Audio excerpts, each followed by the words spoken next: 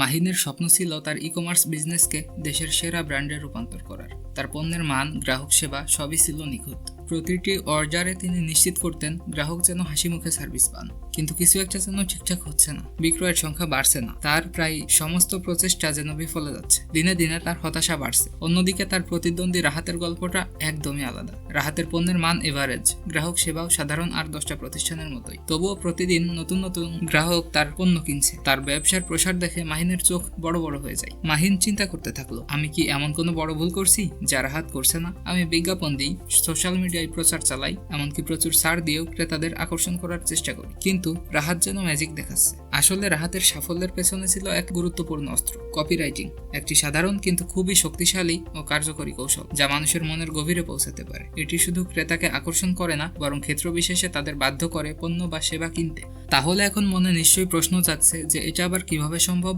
Copywriting কি এমন আহামরি জিনিস যে তা মানুষকে বাধ্য করে পণ্য কিনতে বা কোনো সেবা গ্রহণ করতে? চলুন তাহলে কপিরাইটিং সম্পর্কে বিস্তারিত আলোচনা করা যাক। এই আলোচনা থেকে কপিরাইটিং সম্পর্কে বিস্তারিত জেনে এবং বাস্তবে প্রয়োগ করে আপনি দেখতে পারবেন কপিরাইটিং এর তেলেসমাতি এবং হয়ে উঠতে পারবেন রাহাতের মতোই একজন ব্যবসা সফল মানুষ। এমনকি চাইলে আপনি এটাকে পেশা হিসেবে নিতে পারেন এবং চাকরি বা ফ্রিল্যান্সিং করতে পারেন।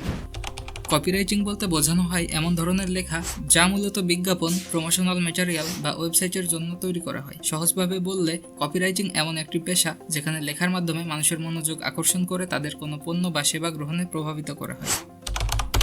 কপিরাইটিং হলো মার্কেটিং এবং বিজ্ঞাপনের অন্যতম শক্তিশালী অংশ। এটি এমনভাবে লেখা হয় যাতে মানুষ লেখাটির প্রতি আকৃষ্ট হয় এবং কোনো নির্দিষ্ট পদক্ষেপ নিতে উৎসাহিত হয়। ধরুন, আপনার বন্ধু যদি একটি ভালো হেডফোন সম্পর্কে আপনাকে বলে এবং এমনভাবে বর্ণনা করে যা আপনার কাছে দারুণ মনে হয়, তাহলে হয়তো আপনিও সেটি কেনার সিদ্ধান্ত নেবেন। কপিরাইটিং এর কাজও ঠিক তেমনই, কথার মাধ্যমে একজনকে প্রভাবিত করে। একজন কপিরাইটার লেখার মাধ্যমে ব্র্যান্ড ভ্যালু বাড়ানোর চেষ্টা করেন। তারা এমন ভাষা ব্যবহার করেন যা সহজ, আকর্ষণীয় এবং পাঠকের মনোযোগ ধরে রাখতে সক্ষম। এটি করতে একদিকে যেমন সৃজনশীলতা থাকা দরকার, তেমনি বিশ্লেষণ করার ক্ষমতাও প্রয়োজন।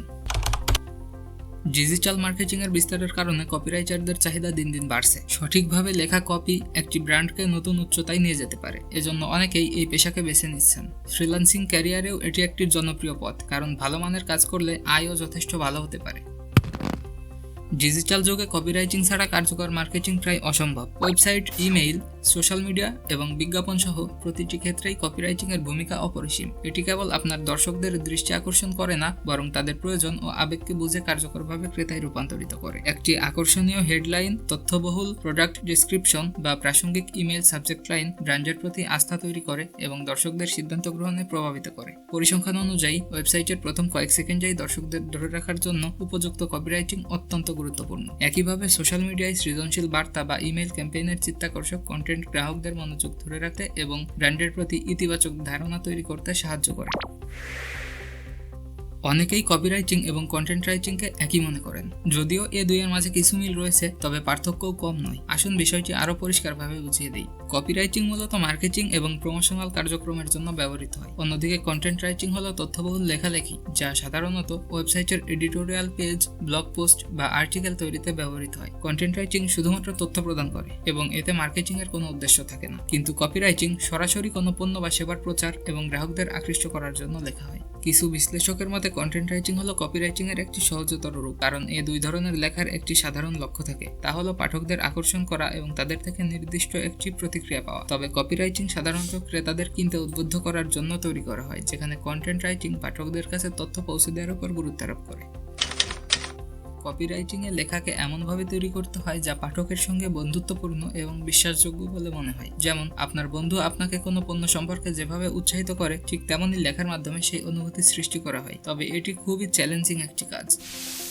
যদিও সব কপিরাইটিং কিছুটা হলেও প্রভাবশালী লেখা, তবে এর বিভিন্ন ধরন বা বিশেষায়িত শাখা রয়েছে। বিজ্ঞাপন কপিরাইটিং। বিজ্ঞাপন কপিরাইটিং এর লক্ষ্য হলো খুব অল্প শব্দে পাঠককে কার্যকর পদক্ষেপ নিতে প্ররোচিত করা। তাই এখানে প্রতিটি শব্দ গুরুত্বপূর্ণ। সাধারণত এটি একটি নির্দিষ্ট সমস্যা তুলে ধরে এবং সেই সমস্যার সমাধান হিসেবে পণ্য বা সেবাকে দেখায়। Email copywriting. ইমেইল এখনও গ্রাহকদের কাছে পৌঁছানোর অন্যতম সেরা মাধ্যম। এতে আকর্ষণীয় সাবজেক্ট লাইন এবং প্রাসঙ্গিক বিষয়বস্তু থাকে, যা শেষ পর্যন্ত একটি স্পষ্ট এবং আকর্ষণীয় কল টু অ্যাকশনের দিকে নিয়ে যায়।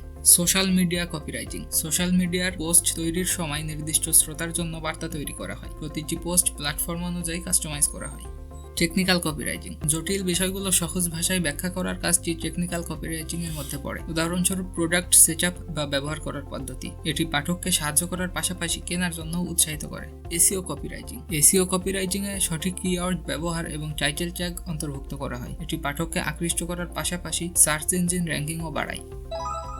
কপিরাইটিং আধুনিক মার্কেটিং এর একটি গুরুত্বপূর্ণ অংশ হয়ে উঠেছে। বর্তমান ডিজিটাল এবং তথ্য প্রযুক্তির যুগে মানুষ প্রতিনিয়ত তাদের ফোনে বিভিন্ন ধরনের বিজ্ঞাপন পায়। এর ফলে মার্কেটিং জগতের প্রতিযোগিতা উল্লেখযোগ্যভাবে বৃদ্ধি পেয়েছে। এই প্রতিযোগিতার সাথে তাল মিলিয়ে ব্যবসাগুলোকে আরো আকর্ষণীয় ও প্রভাবশালী কন্টেন্ট তৈরি করতে হচ্ছে। যারা এমন চিত্তাকর্ষক লেখা তৈরি করতে সক্ষম তারা ক্রমেই মার্কেটিং খাতে বেশি গুরুত্বপূর্ণ হয়ে উঠছেন। তাই বলা যায় প্রতিযোগিতার মাত্রা বাড়ার সঙ্গে সঙ্গে দক্ষ কপিরাইটারদের চাহিদাও দিন দিন বৃদ্ধি পাচ্ছে। একটি জরিপ থেকে দেখা যায় 56% মার্কিন কোম্পানি সম্ভাব্য গ্রাহকদের কাছে মেইল পাঠানোর জন্য কপিরাইটারদের সাহায্য নেয়। 81% কোম্পানি ভবিষ্যতে ডিরেক্ট মেসেজ পাঠানোর পরিকল্পনায় কপিরাইটারদের অন্তর্ভুক্ত করছে। 90% বেশি প্রতিষ্ঠান অনলাইন কন্টেন্ট মার্কেটিং এ কপিরাইটারদের প্রয়োজনীয় মনে করে এবং 67% ব্যবসার মালিক কন্টেন্ট তৈরির জন্য কপিরাইটারদের নিয়োগ দেয়। এই তথ্যগুলো থেকে স্পষ্ট যে কপিরাইটিং এর চাহিদা সময়ের সঙ্গে সঙ্গে বাড়ছে এবং ভবিষ্যতেও তা অপরিহার্য থাকবে। যারা ফ্রিল্যান্সিং ক্যারিয়ার হিসেবে কপিরাইটিংকে বেছে নিতে চান তাদের জন্য এটি একটি সম্ভাবনাময় ক্ষেত্র। একজন কপিরাইটার শুধুমাত্র লেখার দক্ষতাই নয় বরং গ্রাহকদের মনোভাব এবং বাজারের চাহিদা বুঝে প্রলুব্ধকর কন্টেন্ট তৈরি করতে পারেন। বিজ্ঞাপন, social media, blog, email campaign সহ বিভিন্ন প্ল্যাটফর্মে কপিরাইটারদের প্রভাব রয়েছে। কপিরাইটার হতে হলে আপনাকে লেখার স্টাইল, কৌশল এবং বাজার বিশ্লেষণ সম্পর্কে গভীরভাবে জানতে হবে। কপিরাইটিং এ দক্ষ হওয়ার জন্য এই কাজগুলো করুন। ভালো কপিরাইটার হতে হলে প্রথমেই আপনার লেখার শৈলীকে শক্তিশালী করতে হবে। নিয়মিত লেখা অনুশীলন করুন এবং বিভিন্ন লেখার স্টাইলের সাথে পরিচিত হন। বেশি বেশি পড়া এবং লেখার মাধ্যমে ভাষা দক্ষতা বৃদ্ধি করুন। আপনার যদি ভাষাগত দক্ষতা থাকে এবং ব্যাপক শব্দভাণ্ডার থাকে তাহলে আপনার কপির মাধ্যমে পাঠককে সহজেই আকৃষ্ট করতে পারবেন। কপিরাইটিং এর মূল লক্ষ্য হলো আপনার পাঠকের মনোভাব এবং চাহিদা বুঝে তাদের প্রতি প্রভাব ফেলতে সক্ষম হওয়া। এজন্য বাজার গবেষণা করে বুঝে নিন আপনার টার্গেটেড কাস্টমাররা কি চায় এবং তাদের প্রয়োজনের সাথে মেলে এমন কন্টেন্ট তৈরি করুন। ভালো কপিরাইটিং শুরু হয় শক্তিশালী এবং আকর্ষণীয় শিরোনামের মাধ্যমে। আপনার শিরোনামটি এমন হওয়া উচিত যা পাঠককে আকর্ষণ করে এবং তাকে পুরো কন্টেন্ট পড়ার জন্য প্রলুব্ধ করে। পাঠককে বিভ্রান্ত না করে সহজ এবং স্পষ্ট ভাষায় তথ্য দিন। আপনার বার্তা যেন খুব দ্রুত এবং পরিষ্কারভাবে পৌঁছে যায় এমনভাবে লেখার চেষ্টা করুন। কপিরাইটিং এর একটি গুরুত্বপূর্ণ অংশ হলো কল টু অ্যাকশন। এটি এমন একটি বার্তা যা পাঠককে নির্দিষ্ট কোনো কাজ করতে উৎসাহিত করে। যেমন আপনি ফেসবুকে বিভিন্ন পেজের স্পন্সর পোস্টে দেখতে পাবেন শপ নাও, অর্ডার নাও বাটন থাকে। এগুলো হলো কল টু অ্যাকশনের উদাহরণ। বিজ্ঞাপন, প্রোডাক্ট ডেসক্রিপশন, ইমেল ক্যাম্পেইন ইত্যাদি কপিরাইটিং এর বিভিন্ন ধরন সম্পর্কে জানুন। প্রাসঙ্গিক কৌশল ব্যবহার করতে শিখুন, যেমন স্টোরি টেলিং এবং সহজ ভাষার ব্যবহার। আপনার কাজের উপর ফিডব্যাক নিন এবং সেটা থেকে শিখুন। অন্যদের কাছ থেকে পরামর্শ নিন এবং নিজের কপিরাইটিং দক্ষতা উন্নত করতে চেষ্টা করুন।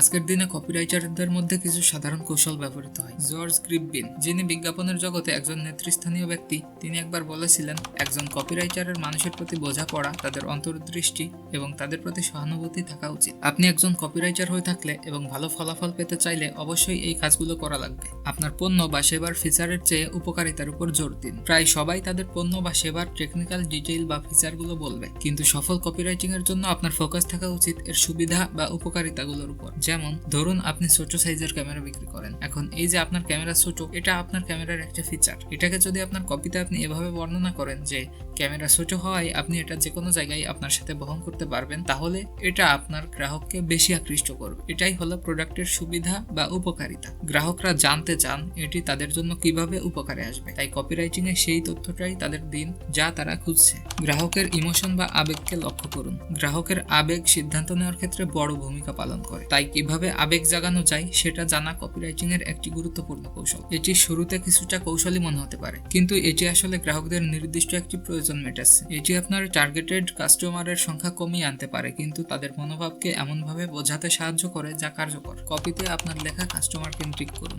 যদিও কোনো প্রতিষ্ঠান তার পণ্যকে নিখুঁত বলে দাবি করে, তবে বেশি আত্মগর্ব করলে গ্রাহকের মনোযোগ হারিয়ে যায়। বরং ভালো লেখা দেখায় কিভাবে এটি তাদের সমস্যার সমাধান করতে পারে। এক্ষেত্রে কপিরাইটার হিসেবে আপনার কাজ হবে আপনার সামনের মানুষ তথা আপনার শ্রোতা বা পাঠককে আমরা বা আমাদের শব্দের পরিবর্তে আপনি বলে সম্বোধন করা এবং আপনার পণ্যের গুণগান না গেয়ে তার প্রয়োজনের দিকে ফোকাস করা। প্রতিটি বাক্য এমনভাবে তৈরি করুন যা পরবর্তী বাক্যটির দিকে আপনার গ্রাহককে নিয়ে যাবে। মনোযোগ আকর্ষণকারী একটি হেডলাইন দিয়ে শুরু করুন এবং বাক্যগুলো এমনভাবে তৈরি করুন যা পাঠককে শেষ পর্যন্ত পড়ার জন্য উৎসাহী করে তোলে। অন্তর্ভুক্তি বা বিশেষ কিছু হওয়ার অনুভূতি তৈরি করুন। আমাদের মধ্যে প্রায় সবাই কোনো একটি বিশেষ দল বা গোষ্ঠীর অন্তর্ভুক্ত হতে চায়। কোনো ব্র্যান্ড বা ব্যবসা যদি তাদের এই অনুভূতি দিতে পারে তাহলে তারা সেখানে স্বাচ্ছন্দ্য বোধ করে। যেমন ধরুন, জাপানের মিৎসুবিশি গাড়ির মালিকরা নিজেদের একটি বিশেষ দলের অংশ মনে করে এবং প্রায়ই দেশব্যাপী গাড়ির ক্লাবগুলোতে যোগ দেয়। একজন মানুষকে সে যে বিশেষ কেউ তার মধ্যে এই অনুভূতি তৈরির জন্য শব্দের সঠিক ব্যবহার জরুরি। উদাহরণস্বরূপ, আমাদের একজন হন বা এই বিশেষ অফারটি শুধুমাত্র আপনার জন্য। এই কথাগুলো আপনার গ্রাহককে এই অনুভূতি দেয় যে সে বিশেষ একজন। এটি আপনার গ্রাহকদের বিশেষ সুবিধাপ্রাপ্ত একটি দলের অংশ হিসেবে অনুভব করায়। আজকের ভিডিওতে কপিরাইটিং এর গুরুত্ব এবং একজন ভালো কপিরাইটার হতে হলে কি কি দক্ষতা প্রয়োজন তা নিয়ে আলোচনা করলাম। কপিরাইটিং এক ধরনের শিল্প যা আপনার লেখাকে শুধু তথ্যপূর্ণই করে তোলে না, বরং পাঠককে অ্যাক্টিভ ও প্রলুব্ধও করে। যদি আপনি কপিরাইটিংকে পেশা হিসেবে গ্রহণ করতে চান তবে নিয়মিত অনুশীলন, শিখতে থাকা এবং বাজারের চাহিদা বুঝে নিজেকে তৈরি করতে হবে। মনে রাখবেন, সঠিক কপিরাইটিং পদ্ধতি অনুসরণ করা হলে আপনার লেখা অবশ্যই পাঠককে প্রভাবিত করার শক্তি রাখে। এরকম আরও তথ্যবহুল ভিডিও পেতে চাইলে চ্যানেলটি সাবস্ক্রাইব করে আমাদের সাথেই থাকুন। ধন্যবাদ।